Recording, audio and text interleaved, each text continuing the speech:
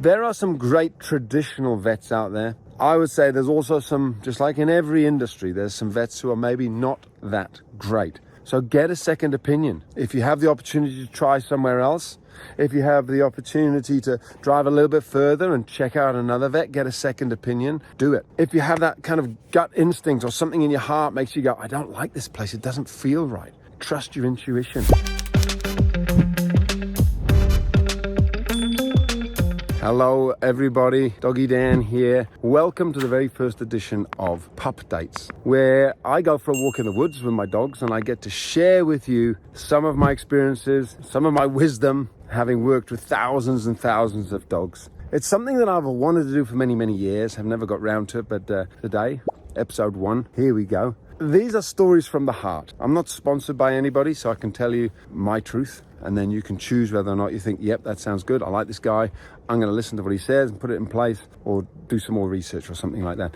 And basically the framework is each month I'm going to choose a topic and we'll dive into it with, have a look at it for 3, 4, 5 weeks, however many weeks are in that month, and then we'll move on. So the first topic, I decided to do it on dogs' health, because health is such a massively important thing, and there's a lot of stuff that I don't agree with out there. And like I say, I'm not sponsored, so I can talk about anything I want and speak my truth. And so here goes. So week 1, what I would like to talk about in week 1 is the vets. And very, very briefly, at the end of this, I hope you're going to think twice about your vet, because there are some great vets out there. And there's also some which maybe are not as good as some of the other vets. So let me share with you a story, or a couple of stories. The first story involves my little dog named Inca. She was a Whippity Cross Pit Bull. I took her to the vet that I currently use, a couple of great guys, lovely men.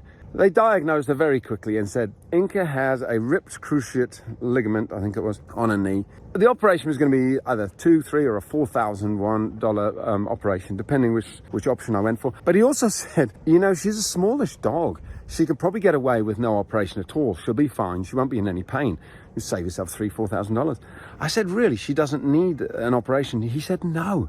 Well, he was basically doing himself out of $3,000 or $4,000. And I took that option. She lived for another 4 or 5 years. She was absolutely fine. And that's what I mean when I say there's some good people out there, some good vets. This vet was basically, could have easily told me, I should have gone for the most expensive one, but he didn't. He gave me the option, and I admire him for that. And I trust these guys. Now, I want to share with you another story about another vet. So this story actually involves my cat.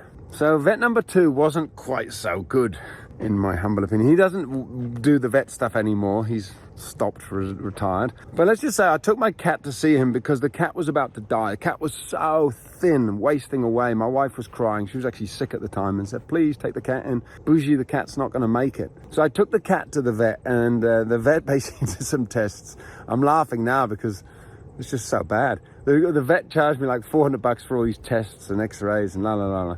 And he said the cat had cancer and needed chemo treatment, which was going to be about $3,500. But something didn't sit right with me. So I decided to go to a holistic vet. Now, a holistic vet, for those of you who don't know, is far more kind of intuitive and studies more along the lines of the plants and the energy of the animal, and more kind of going back to nature, so to speak, rather than using all the things that the pharmaceutical companies are maybe suggesting all the vets should use. And this vet, he was an amazing man. He was a true genius. He still is. He looked at my cat. He runs his hand down the back of my cat. All the hair's falling off the cat. The cat is just skin and bones, not eating, can barely stand up. And this vet just looks at me and goes, clearly the cat food. I said, how'd you know? He says, well, look, all the hair's falling out.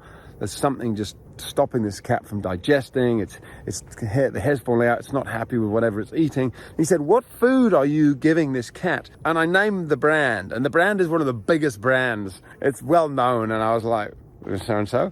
And he went, oh yeah, that'll do it. I said, what do you mean? He said, well, there's a preservative in that cat food, which is poisonous to cats pretty much. It's been banned from the human food chain.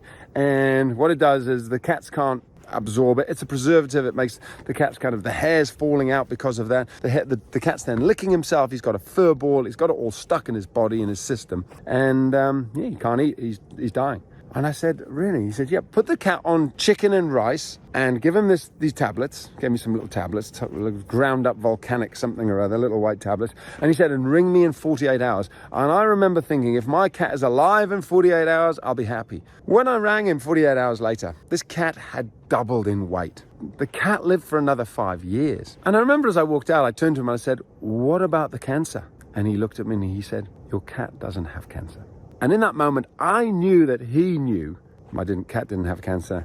I also knew something else. It was like he knew that lots of people had almost been told stuff, and I could feel his kind of another one who's been fooled. So there are some great traditional vets out there. I would say there's also some, just like in every industry, there's some vets who are maybe not that great. So get a second opinion. If you have the opportunity to try somewhere else, if you have the opportunity to drive a little bit further and check out another vet, get a second opinion, do it. If you have that kind of gut instinct or something in your heart makes you go, I don't like this place, it doesn't feel right, trust your intuition and maybe check out someone who's a bit more traditional, holistic vet, something like that. Because our animals, our dogs, they're very precious to us, they're very special. And we need to sometimes not put all of our trust in one vet and go, well, this is effectively God. He said it. Why else would he, how could he be wrong?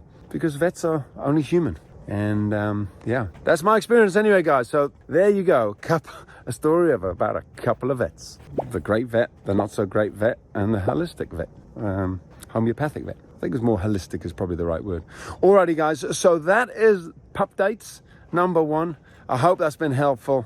Look forward to doing number 2 and sharing with you more later. Take care. Have a great day. Bye-bye.